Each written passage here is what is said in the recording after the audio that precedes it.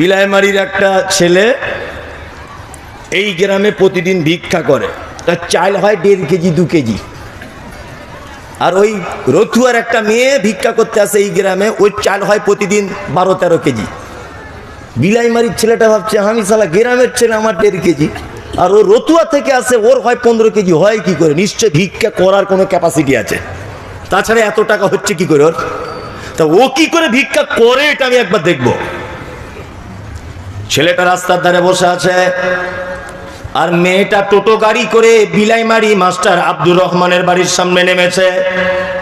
সুর দিয়ে দিয়ে বলছে, আমি নবীর বেটি ফতেমা, বাড়ি আমার মদিনা, ভিকে নাহি দিলে তোরা জান্নাত পাবি না।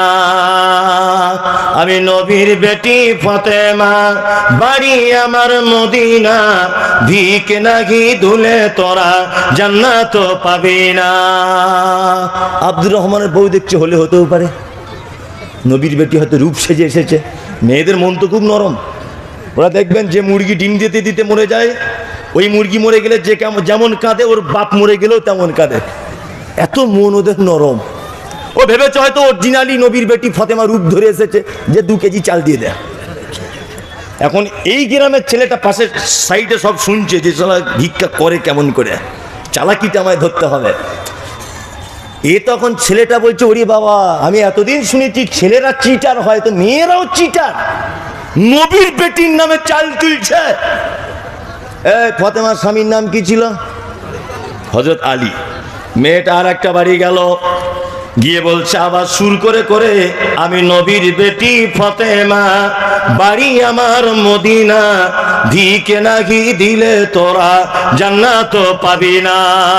ছেলেটার সহ্য হলো না, আস্তে আস্তে করে মেয়েটার পিছনে দাঁড়িয়ে সুর করে করে বলছে, আমি হলাম হযরত আলী, এতদিন তুই কোথায় ছিলি, তোর প্রেমেতে পাগল আমি, আজকে তোকে ছাড়বো না। তুই যদি ফতেমা হবি, আমি হযরত আলী। স্বামী স্ত্রী ব্যাপার, চাই যা হবে দুজন হাফ করে মারামারি লেগে গেছে কঠিন, বুঝলেন? তার মানে বোঝা যাচ্ছে ভ্যাক না করলে কিছু ভিক মেলে না। স্টেশনে একজন অন্ধ লাঠি নিয়ে ঘুরছে। বাপেরা আমার, ভাইরা আমার, মায়েরা আমার, বোনেরা আমার, আমাকে কিছু দাও। পৃথিবীতে যার চোখ নাই তার কেউ নাই, তোমরা আমাকে কিছু সহযোগিতা করো। হাতে দেখবেন একটা ফোল্ডিং সিস্টেম প্লাস্টিকের লাঠি, ওই লাঠিটা দিয়ে আস্তে আস্তে আস্তে আস্তে করে প্ল্যাটফর্মের দিকে এগিয়ে যাচ্ছে। আপনি তার হাতে 5টা টাকা দেওয়ার পরে বলুন যে আল্লাহ কত সুন্দর করে বানিয়েছো, সারা পৃথিবীর সব থেকে মহব্বতের জিনিস সেটা হচ্ছে আমার মা। আমি আমার মায়ের মুখ দেখতে পাই, আমার বেটার মুখ দেখতে পাই, আমি আমার বেটির মুখ দেখতে পাই। হে আল্লাহ, আমি আমার স্ত্রীর কাছে যখন থাকি, সে কালো না ধলো, লম্বা না বেটে, খাদা না ল্যাংড়া না কেমন, আমি আল্লাহ সেটা দেখতে পাই। কিন্তু এই অন্ধ মানুষটার সামান্য 2টি চোখ তুমি কেড়ে নিয়েছো বলে পৃথিবীর সমস্ত নিয়ামত থেকে সে যেন মাহরুম হয়েছে। সঙ্গে সঙ্গে আল্লাহর প্রশংসা করবেন। আল্লাহ বলছে, বান্দারে, আমাকে চাওয়া এবং পাওয়ার, জান্নাতে যাবার একটা বড় মাধ্যম হলো এই যে সারা পৃথিবীর আমার যত সৃষ্টি আছে, সমস্ত সৃষ্টি থেকে তুমি আমাকে চিনতে পেরে যাবে। চিনতে পারা যায় কি যায় না? কিছু লোক বর্তমানে নাস্তিক হয় না? হয় কি হয় না? হয়। এই কিছুদিন আগে বাংলাদেশের একজন নাস্তিক বার হয়েছিল, নাম বলবো না, ওদের নাম মুখে আনা চরম অপরাধ। নাস্তিক, হ্যাঁ, জিজ্ঞাসা করা হচ্ছে, মানে নাস্তিক তো শুধু নয়, এরকম আমাদের ভিতরে অনেক মানুষ বসে আছে, অনেক মানুষ। ওকে জিজ্ঞাসা করুন, ওই যে বাংলাদেশের সাংবাদিক একটা লোককে জিজ্ঞাসা করছে, তোমার সৃষ্টিকর্তাকে? তা লোকটা বলছে আমার আব্বা। সাংবাদিকরা মাইক লাগিয়ে জিজ্ঞেস করছে, তোমার সৃষ্টিকর্তাকে? বলছে আমার আব্বা। বলছে বলো তো আমাদের নবীজির নাম কি? বলছে কাজী নজরুল ইসলাম। কি বলছে বুঝতে পারছেন না? বাংলাদেশের এখনো আমাদের মুসলিমদের ভিতরে এমনও আকীদা আছে মানুষের, যে তার ঈমান আছে কিনা সন্দেহ আছে। জি আছে না এরকম আকীদা? প্রচুর মানুষের আছে। আসলে পৃথিবীতে নাস্তিক হবার কোনো সুযোগ নেই। গরু হতে পারে, নাস্তিক হতে পারবে না। নাস্তিক হবার কোনো অপশনই নেই। জি নাস্তিকদের আকীদা কি? যে মানুষ মরে, মানুষ জীবিত হয়, মানুষ বাচ্চা কাচ্চা হয়, এগুলি এমনিতেই হয়, এর পিছনে কারো হাত নেই। বলে কি বলে না? বলে। আচ্ছা, আপনি যদি এখন বিরিয়ানি খান, বিরিয়ানি, আচ্ছা বলুন তো বিরিয়ানিটা এমনিতেই হয়েছে না এর পিছনে কোন একজন রাঁধুনি আছে? রাঁধুনি আছে না? আছে। আপনি একটা গান শুনছেন খুব সুরেলা কণ্ঠে, আচ্ছা বলুন তো এই গানের পিছনে একজন গায়ককে খুঁজে পাওয়া যাবে কি যাবে না? যাবে? যাবে। আপনি একটা বড় বিল্ডিং দেখছেন, আচ্ছা বলুন তো এই বিল্ডিংটার পিছনে একটা মিস্ত্রিকে খুঁজে পাওয়া যাবে কি যাবে না? যাবে। তার মানে পৃথিবীতে সমস্ত শিক্ষিত মানুষদের একটা দাবি হচ্ছে, একটা সিদ্ধান্ত হচ্ছে এই যে কাজ যেখানে আছে কর্তা সেখানে থাকবে, কর্তা ছাড়া কখনো কাজ সম্ভব নয়। কি বললাম বুঝলেন? কাজ কর্তা ছাড়া সম্ভব নয়। এই মাইকটাতে আমি বক্তব্য রাখছি, আচ্ছা বলুন তো এই যে বক্তব্য আমি রাখছি, আমার যে কথা বার হচ্ছে মুখ থেকে, এটা কাজ কি কাজ নয়? কাজ। তাহলে এর পিছনে একজন কর্তা আছে, আছে না নেই? আছে। এই গলাটা শুনলে আপনি বুঝতে পারবেন, যে জায়গাতেই শুনবেন এই সেই মুমতাজুল ইসলাম। আমার কথা মনে পড়বে কি পড়বে না? আমার গলা আওয়াজ পেলে পড়বে। পূর্ব দিকে প্রত্যেক দিন সূর্য ওঠে, পশ্চিম দিকে আস্তে আস্তে আস্তে আস্তে করে ঢলে পড়ে, এক পর্যায়ে সন্ধ্যা হয়ে যায়, সূর্য তার আলোকে আস্তে আস্তে আস্তে আস্তে করে গুটিয়ে নেয়। বলুন তো প্রত্যেক দিন সূর্য উঠে আবার ডুবে যায়, আচ্ছা বলুন তো দেখি এটা প্রতিনিয়ত একটা কাজ কি কাজ নয়? কাজ। কাজ। আচ্ছা বলুন এটা যদি কাজ হবে তাহলে এর পিছনে কর্তাকে খুঁজে পাওয়া যাবে কি যাবে না?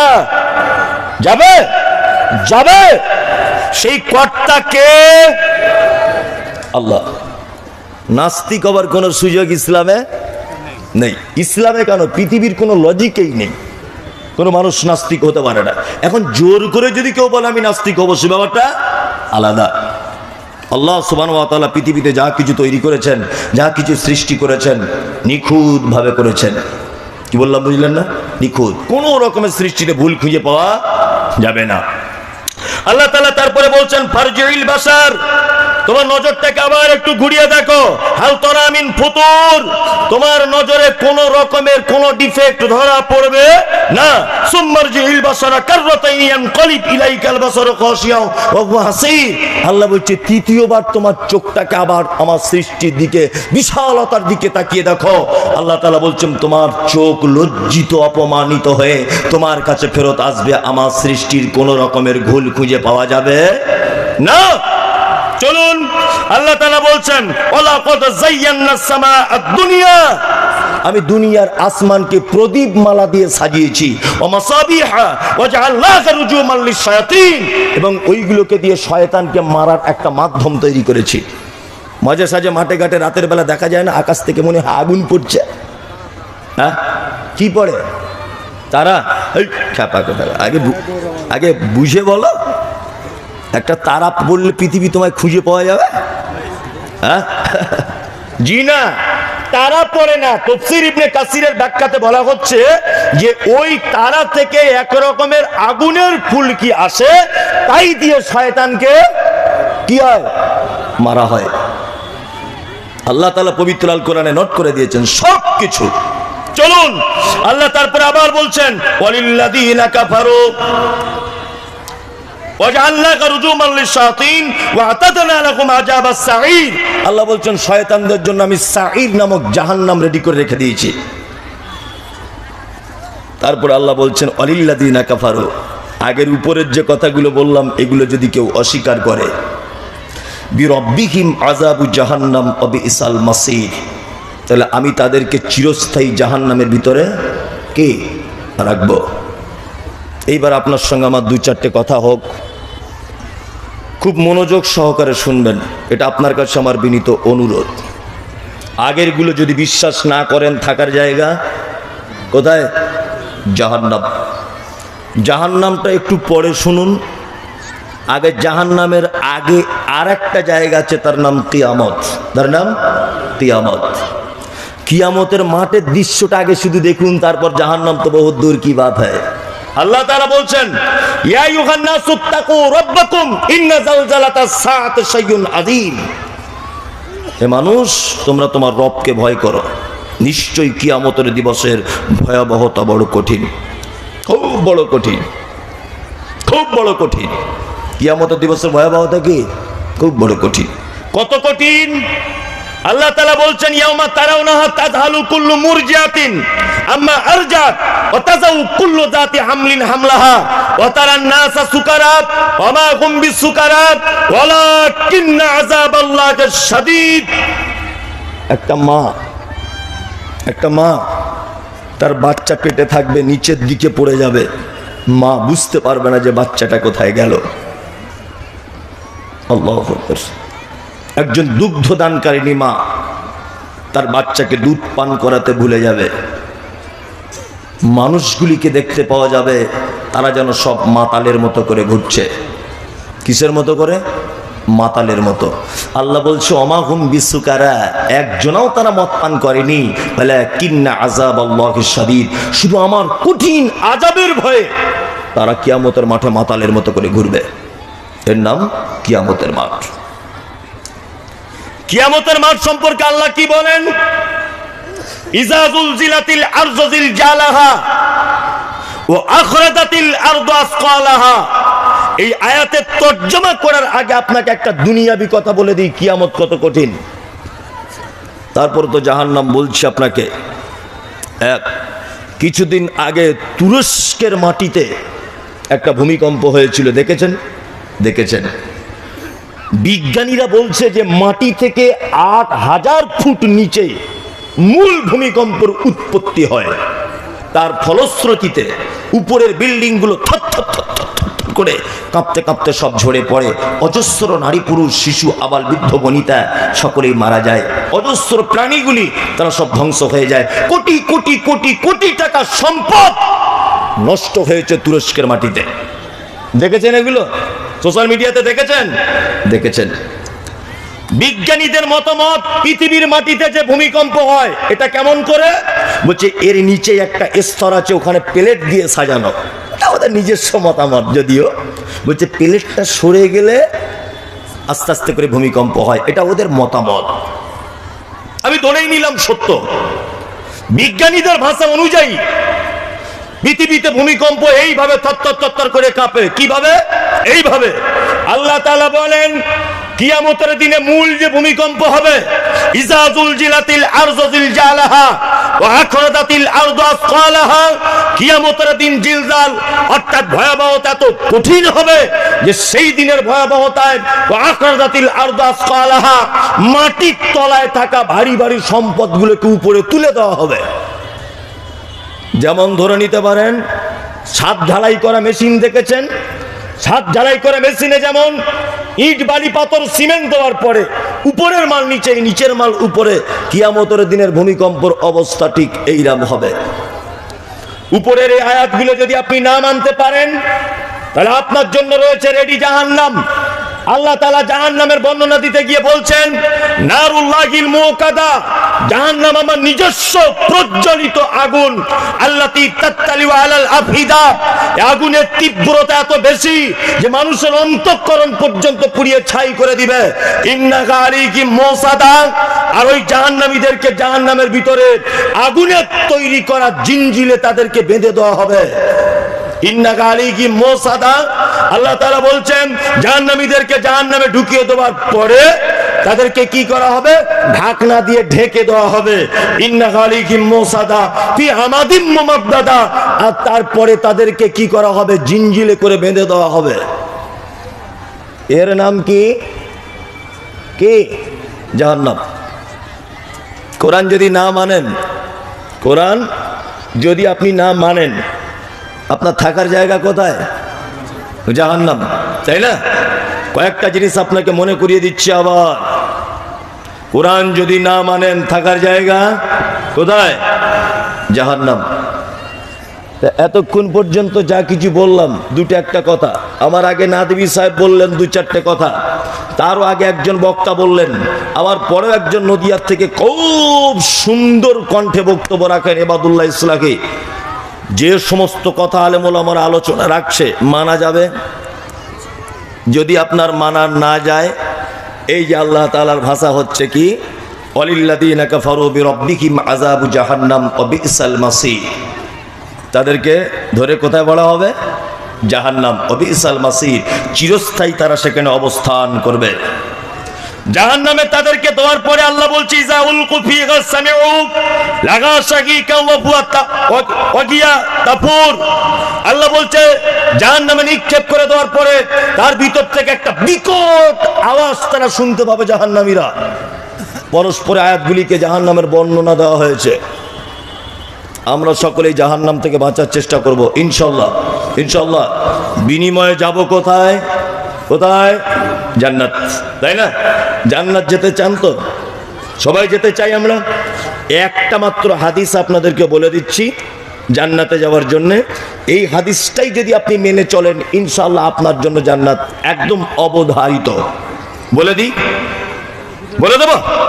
এক, আল্লাহ নবী সাল্লাল্লাহু আলাইহি ওয়াসাল্লামের কাছে একটা ছেলে এসেছে, এসে বলছেন আল্লাহ নবী আমি জান্নাতে যাব, আপনি আমাকে জান্নাতে যাবার আমল বলে দেন তো, আমি জান্নাতে যাব।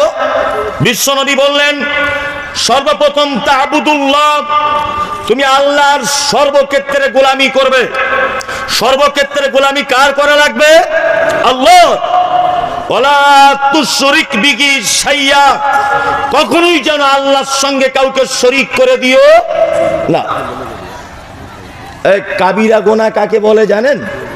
মাঝখানে আর একটা কথা বলে দিই, কাবিরা গুনাহ, কাবিরা হচ্ছে ওই গুনাহ যে গুনার ব্যাপারে আল্লাহ তাআলা জাহান্নাম ঘোষণা করেছেন, যে গুনার ব্যাপারে মুহাম্মদ সাল্লাল্লাহু আলাইহি ওয়াসাল্লাম ওই গুনাহকারীর প্রতি অভিসম্পদ দিয়েছেন, আর ওই গুনার ব্যাপারে আল্লাহ তাআলা পবিত্র আল কোরআনে বিভিন্ন রকমের আযাবের ভয় দেখিয়েছেন। এই গুনাহগুলোকে কি বলা হয়? কি?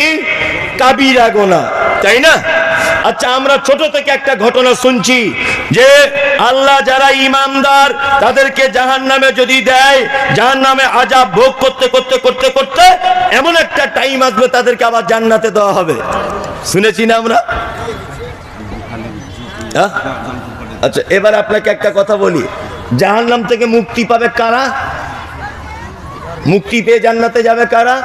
কিছু কাবিরা গুনাহ করনে ওয়ালা লোক। মুহাম্মদ সাল্লাল্লাহু আলাইহি ওয়াসাল্লাম কিয়ামতের দিন সুপারিশ করবেন কাদের জন্য? কাবিরা গুনাহ করা মানুষ, তাদের জন্য। একটা কথা মাথায় রাখবেন, একটা লোক সারা জীবন সালাত আদায় করেনি, লোকটার ঈমান ছিল, সালাত অস্বীকার করেনি। একটা লোক মালের যাকাত দেয়নি, একটা লোক ব্যভিচারে লিপ্ত হয়েছে, একটা লোক সুদের টাকা খেয়েছে, কিন্তু তার ঈমান ছিল, তারপরেও কাবিরা গুনাহতে লিপ্ত। এই লোকটা জাহান্নাম যদি বা যায়, তাকে কোনো না কোনো একদিন ঈমান থাকার কারণে তাকে পুনরাতে আবার জান্নাতে দেওয়া হবে। কিন্তু পৃথিবীতে একটা পাপ আছে, কাবিরা পাপ, যে পাপ করলে কশ্চিন কালেও জীবনে কখনোই তাকে জাহান্নাম থেকে মুক্তি দেওয়া হবে না, তার নাম শিরক। কি বললাম বুঝলেন? এ মারাত্মক বড় পাপ, তার নাম কি? শিরক। এই পাপ করলে কশ্চিন কালো জাহান্নাম থেকে মুক্তি পাওয়া যাবে না। এই যে লাল সুতো, কালো সুতো, তাবিজ, গাছ বাঁধা, মাজারের সেজদা, গাছতলাতে সেজদা, ওই মাজারে গিয়ে মানত, এইরকম করা অবস্থায় যদি কেউ মারা যায়, তার থাকার জায়গা জাহান্নাম। আল্লাহ তাআলা নবী বলছেন ওয়ালা তুশরিক বিহি শাইয়া ওয়া তুকিমুস সালাতিল মাকতুবাতা, তুমি যদি জান্নাত যেতে চাও তাহলে তুমি অবশ্যই সালাত আদায় করো, নামাজ পড়ো। এই যারা বসে আছি 5 ওয়াক্ত সালাত আদায় করি তো? কারা কারা? হাত উঠা দেখি, তাহলে বেনামাজিগুলো ধরা পড়বে। তার মানে অনেক লোক আছে নামাজ পড়ে না, তাই না? অনেক জায়গাতে জলসা হচ্ছে। কি জলসা? গতকালকেও বলে এসেছি, বলছে মসজিদের উন্নতি করবে। মসজিদের কি কাজ বাকি আছে? না মার্বেল পাথর লাগাতে হবে, বুঝলেন তো? আর 4 জন লোক দেখছি এইখানে বসে বসে টাকা গুনছে, ক্যাচ ক্যাচ ক্যাচ ক্যাচ করে। বলছি ভাই আপনারা কারা? বলছে আমরাই মেন দায়িত্বে আছি। ভালো করে বুঝুন, আচ্ছা এত টাকা নিয়ে কি করবেন? বলছে 8-9 লাখ টাকা খরচা, আমাদের 3 তলা মসজিদ তো অনেক টাকার মার্বেল পাথর লাগবে, ওই জন্য একটু ঝেড়ে আদায় করুন, ঝেড়ে আদায় করুন। আচ্ছা বলুন তো, মার্বেল মসজিদে নামাজ পড়লে নেকি বেশি না মাটির মসজিদে পড়লে নেকি বেশি? সমান। কে? সমান, তাই না? এখন মসজিদ উন্নতি কল্পে টাকা গুনছে কারা? 3 জনকে বলছি, ভাই আপনাদের কই নামাজ টামাজ পড়ছেন তো? বলছে চেষ্টা করছি। কি হয়েছে? বলছে চেষ্টা করছি। আমাদের দেশওয়ালিতে একটা ভাষা আছে, যার বিয়ে তার পাত্তা নেই, পাড়া প্রতিবেশীর ঘুম নেই। কি বললাম বুঝলেন? ও ভেবেছে মনে হয় মার্বেল পাথর লাগিয়ে আর ইমাম সাহেবের বেতন দিয়ে আর মুয়াজ্জিনকে বেতন দিয়ে মনে হয় আমি সেক্রেটারি হয়ে পার পেয়ে যাব। কাঁচা কুঞ্চি নিয়ে ফেরেশতারা তোমার পাছার চামড়া তুলে দিবে। কি বলছি বুঝতে পারছেন? পাকামু করার জায়গা পাও না। সালাত মারাত্মক বড় ইবাদত। সালাত আদায় না করলে থাকার জায়গা জাহান্নাম। লোকটা মারা গেছে, ইমাম সাহেব জানাজার সাইডে দাঁড়িয়ে গিয়ে বলছে, আসসালামু আলাইকুম।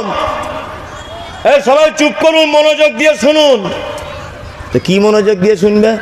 না, আমাদের ফটিক ভাই মারা গেছে, যদি ভুল ত্রুটি করে থাকে ক্ষমা করবেন, আর ঋণ টিন করে থাকলে তার বড় বেটাকে বলবেন, টাকা পয়সাওয়ালা লোক নিশ্চয়ই আপনাদেরকে শোধ করে দিবে। আর দয়া করে লোকটার জন্য দোয়া করবেন সবাই, কারণ এই পথের প্রতীক, সবাইকেই 3.5 হাত কবরে যেতে হবে। ইমাম সাহেব বলছে, খুব ডুকলে ডুকলে কাঁদছে। ইমাম সাহেব নিজের বাপ মরে গেছে সেদিন কাঁদেনি, কিন্তু খুব চালাক। মানে যে লোকটা মরে গেছে বেটারা খুব ধনী লোক, ইমাম সাহেব দেখছে যদি একটু কাঁদি তাহলে মাল যদি কিছু পাওয়া যায়, জুত করে কাঁদছে, বলছে ফটিক ভাই জন্য দোয়া করবেন সবাই, যদি ভুল টুল করে থাকে মাফ করবেন। খুব দোয়া করে দিল। ইমাম সাহেব নামাজের পরে খুব দোয়া করছে, আল্লাহ লোকটাকে জান্নাত পাঠিয়ে দাও, আল্লাহ লোকটাকে জান্নাত পাঠিয়ে দাও। আর ইমাম সাহেব যদি তার জন্য দোয়া যদি করে, তা ইমাম সাহেব জানে না যে কোরআনের আয়াতের সঙ্গে একটা মারাত্মক সংঘর্ষ হচ্ছে তার দোয়ার। আল্লাহ কি বলছেন? আল্লাহ বলছেন, মা সালাকাকুম ফি সাকার ক্বালু লাম নাকু মিনাল মুসাল্লিন। একজন সাকার নামক জাহান্নামীকে জিজ্ঞাসা করা হবে, এই তুমি কেন জাহান্নামে এসেছো? হে, সে তখন বলবে, ক্বালু লাম নাকু মিনাল মুসাল্লিন, সব ভালো কাজ ছিল, শুধু নামাজ পড়িনি তাই। তার মানে নামাজ না পড়লে থাকার জায়গা জাহান্নাম। এই ঘোষণা কার? আল্লাহ। আল্লাহ যার ব্যাপারে ঘোষণা দিচ্ছে, তার ব্যাপারে দোয়া করা হচ্ছে, আল্লাহকে ক্ষমা করে দাও। এ দোয়া কবুল হবে? এ দোয়া কবুল হবে না, বেকার দোয়া। ওর বড় বেটা আবার মসজিদে এসে মাদ্রাসায় বিলাইমারিতে দেখছি 50-60 টাকা দান করে দিয়ে চলে যাচ্ছে, বলছে আমার আব্বার জন্য দোয়া করে দাও। আর এখন দোয়া করারও বক্তাদের একটা ঢং আছে, এমন দোয়া করছে মনে হচ্ছে জান্নাতের জায়গা নাই। ওর বাপকে ঢোকাতেই হবে। 50,000-এর দোয়া আলাদা, 20,000-এর দোয়া আলাদা, 20 টাকা দোয়া বলছে বেনামি চালিয়ে দেয়, বিনা দোয়াতেই হয়ে যাবে। হচ্ছে কি হচ্ছে না? 50,000 দিচ্ছে তো একদম 10 মিনিট, মানে ওকে মনে হয় ব্ল্যাক লাইনে ঢুকিয়ে দিচ্ছে, অথচ বাপ বেনামাজি ছিল, মারা গেছে ওই অবস্থা পর্যন্ত। এই 50,000 দিয়ে জান্নাত যাওয়া যাবে? যাবে? যাবে না, ওটা লোক দেখানো হবে। সালাত মারাত্মক বড় ইবাদত, বিনীত অনুরোধ এই ইবাদত থেকে আপনারা কেউ দূরে থাকবেন না ইনশাআল্লাহ। নামাজটা পড়বেন ভাই। কি বললাম বুঝলেন? দেখতে পাচ্ছেন ফিলিস্তিনের মাটিতে মসজিদ আকসা, হেলিকপ্টারের মাধ্যমে সেখানে বোমা ফেলা হচ্ছে, মসজিদ ভেঙে দেওয়ার চক্রান্তে চলছে, ইহুদিরা দখল করার চক্রান্তে চলছে। সোশ্যাল মিডিয়াতে দেখেছেন আপনারা, ত্রিপুরার মাটিতে মসজিদকে জ্বালিয়ে দেওয়া হয়েছে, দেখেছেন না সোশ্যাল মিডিয়াতে? আজও পর্যন্ত ভারতবর্ষের অনেক রাজ্যতে মসজিদে প্রকাশ্যে আজান দেওয়া নিষিদ্ধ করা আছে, এটা আপনারা জানেন। আর কবে আপনি মসজিদে আসবেন? সারা পৃথিবী জুড়ে যখন মসজিদ ভেঙে দেওয়ার আন্দোলন, আজান বন্ধ করে দেওয়ার আন্দোলন, তুমি এখনো পর্যন্ত আজান হলে বাড়িতে বসে থাকো, এটা দেখতে খুব লজ্জারই বিষয়। বিষয় নয়, লজ্জার বিষয়। তোমাকে এটা খুব সহজ পদ্ধতি বলে দিয়েছে বক্তারা আর মৌলভী সাহেবরা, দান করলে জান্নাত পাওয়া যায়। তুমি এইটা ব্রেনে নিয়েছো আমি বড় ঠিকাদার, টাকা অনেক আছে, 50,000 দিয়ে দিলাম জান্নাত চলে যাবেন। জি না, কখনোই কোশ্চিন কালেও জান্নাত যেতে পারবেন না। যদি আপনার ইবাদতের ভিতরে সালাত বা নামাজ যদি না থাকে, আপনার জান্নাত যেতে পারবেন না। বিনীত অনুরোধ, নামাজ পড়ুন। নাম্বার 4, আল্লাহ নবী সাল্লাল্লাহু আলাইহি ওয়াসাল্লাম বলেছেন জাকাত দিয়ে দাও। 5, ওয়াতাউজ্জাল বাইত, মক্কা থেকে যাওয়া আসার টাকা যদি থাকে একবার হজ করে নাও। ছেলেটি বলছেন আল্লাহর নবী, আমি এর বেশি করব না, আমি এর কমও করব না, আমি কি জান্নাত যাব? আল্লাহ রসুল বলছেন অবশ্যই তুমি জান্নাত যাবে, আমি মুহাম্মদ সাল্লাল্লাহু আলাইহি ওয়াসাল্লাম বলছি। 5টা কাজ বলে দিলাম, ইনশাল্লাহ আমল করব, ইনশাল্লাহ ইনশাল্লাহ। এটা মাদ্রাসার জলসা, আপনারা বুঝতেই পারছেন। তবে একটা কথা বলে দিই, একটা প্রবাদ বাক্যে আছে, ভ্যাক না করলে ভিক মেলে না, এটা জানেন তো? ওই জন্য বলবে, দেখবেন যারা সাপ টাপ খেলা দেখাতে আসে শুধু এরকম করবে, এই আস্তে এই আস্তে, মেন সাপটা বার করছে, এবার আদেও কিছুই নয়, লাস্টে দেখবেন একটা মরা এইরকম মালকে বার করেছে, টেঁড়া মালকে, আর শুধু এরকম ভয়, এই আস্তে বাবা কামড়ে নেবে, এই ভাই সবাই হাত ছেড়ে দাঁড়ান, এই করুন তাই করুন, করে না? তার মানে কি ও জানে এই ভ্যাক না করলে লোক সব পালাবে। কি বললাম বুঝলেন তো? এই গ্রামটার নাম কি? বিলাইমারি। সাংঘাতিক খাতারনাক নাম, বিলাইমারি। বিলাইমারির একটা ছেলে এই গ্রামে প্রতিদিন ভিক্ষা করে, তার চাল হয় 1.5 কেজি 2 কেজি। আর ওই রথুয়ার একটা মেয়ে ভিক্ষা করতে আসে এই গ্রামে, ওই চাল হয় প্রতিদিন 12-13 কেজি। বিলাইমারির ছেলেটা ভাবছে, আমি শালা গ্রামের ছেলে, আমার 1.5 কেজি, আর ও রতুয়া থেকে আসে, ওর হয় 15 কেজি। হয় কি করে? নিশ্চয় ভিক্ষা করার কোনো ক্যাপাসিটি আছে, তাছাড়া এত টাকা হচ্ছে কি করে ওর? তা ও কি করে ভিক্ষা করে এটা আমি একবার দেখব। ছেলেটা রাস্তার ধারে বসে আছে, আর মেয়েটা টোটো গাড়ি করে বিলাইমারি মাস্টার আব্দুর রহমানের বাড়ির সামনে নেমেছে। সুর দিয়ে দিয়ে বলছে, আমি নবীর বেটি ফতেমা, বাড়ি আমার মদিনা, ভিকে নাহি দিলে তোরা জান্নাত পাবি না। আমি নবীর বেটি ফতেমা, বাড়ি আমার মদিনা, ভিকে নাহি দিলে তোরা জান্নাত পাবি না। আব্দুর রহমানের বউ দেখছে, হলে হতেও পারে, নবীর বেটি হয়তো রূপ সেজে এসেছে। মেয়েদের মন তো খুব নরম, ওরা দেখবেন যে মুরগি ডিম দিতে দিতে মরে যায়, ওই মুরগি মরে গেলে যে যেমন কাঁদে, ওর বাপ মরে গেলেও তেমন কাঁদে, এত মন ওদের নরম। ও ভেবেছে হয়তো অরিজিনালি নবীর বেটি ফতেমা রূপ ধরে এসেছে, যে 2 কেজি চাল দিয়ে দেয়।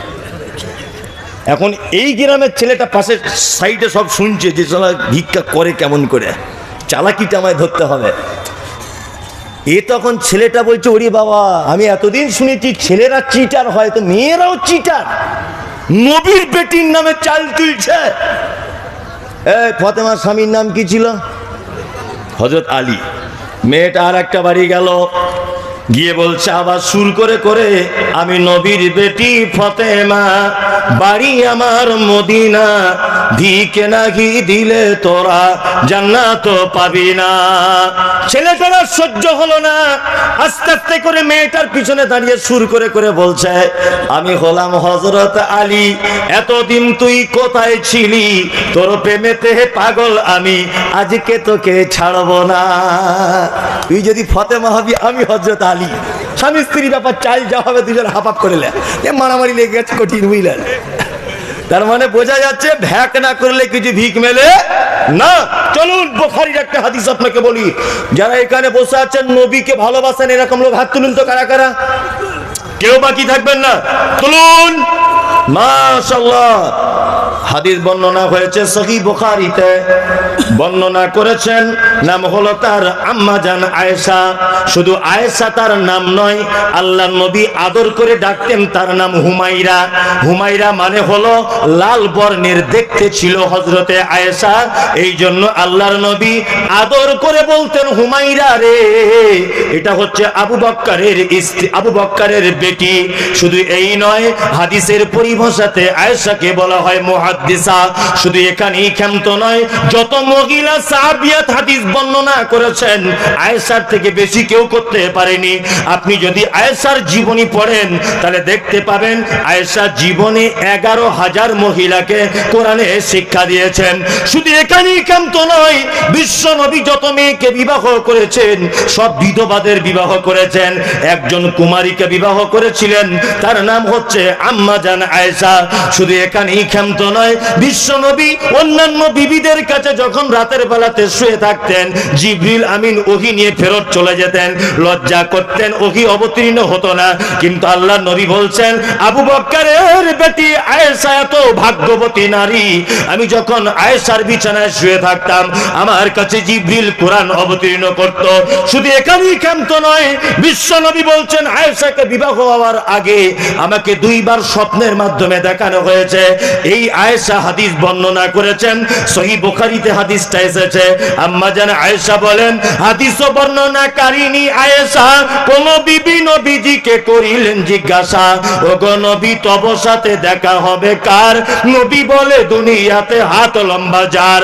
মা আয়েশা বলে এ কথা যখন শুনিলাম কানেতে, কাঠখণ্ড লয়ে হাতে লাগিলাম মাপিতে, দেখিলাম বিবি সাউদার হাত লম্বা বলি, আমার মুখেতে ওগো পড়ে গেল কালি। হাত লম্বার অর্থ পরে পারিলাম বুঝিতে, দান ধন যারা করে এই দুনিয়াতে। তারপরে জয়নাব এসে নবীজিকে কয়, কেন জয়নাব আল্লাহ রাস্তায় বেশি করে ক্ষয়? বিলাই মারির মানুষ শুনুন হাদিসটি বুখারীর। বিলাই মারির মানুষ শুনুন হাদিসটি বুখারীর। জয়নাবে আনন্দ আর আয়েশার মুখ ভারী। আম্মা জান আয়েশা বিশ্ব নবীকে বলছেন, ও দয়ার নবী গো, কিয়ামতের দিনে আপনার সঙ্গে প্রথমে দেখা হবে কার? বিশ্ব নবী কারো কথা বললেন না। হাসান হুসাইন ফাতেমা আয়েশা খাদিজা কারো কথা বললেন না।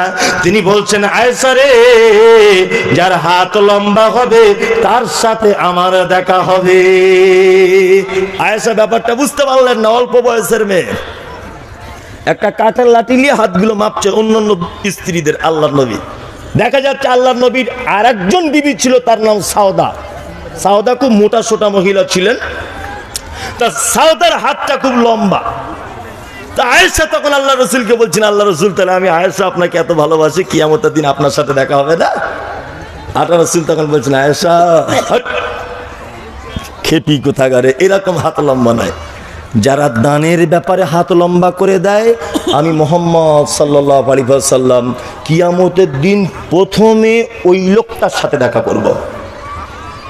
ভাবতে পারা যায়? যদি বলছেন মৌলী সাহেব আপনি তো বেশ ঘুরে ঘুরে ঠিক লাইন এলেন, তার মানে এবার কিছু মাল করি চাইবেন? হ্যাঁ, এটা একটু শুনিয়ে দেন। জি অবশ্যই শুনিয়ে দেন। পরে কথা আছে না তোমার সবার নাম বলতে হবে? হ্যাঁ বলে দেন। মোটা দান আছে। ও মোটা দান। ওমর ফারুক পিতা জালালউদ্দিন, টিকলি দর নাকি টিকলি চর 15,000। সাদিক পিতা নুরশেদ আলী 10,000।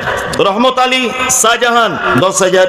আইনুল হক 10,000। ফজল মৌলানা মোবারক বাবলাবুনা 6,000। মিটু জয়নাল, হ্যাঁ ঠিক, আমি ওটাই চাইছি।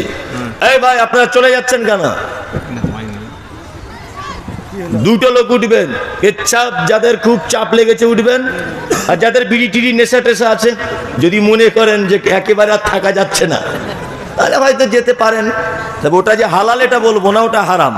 কিছু মানুষ তো আছে আবার ওই হারাম না খেলে হজম হয় না, তাই না? আপনারা উঠলে চলে আসুন। আবার বক্তা রয়েছে আর একজন।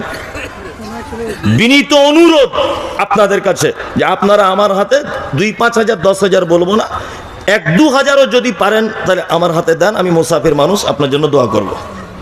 দেন, মাদ্রাসা দিনের কাজ হবে, দেন।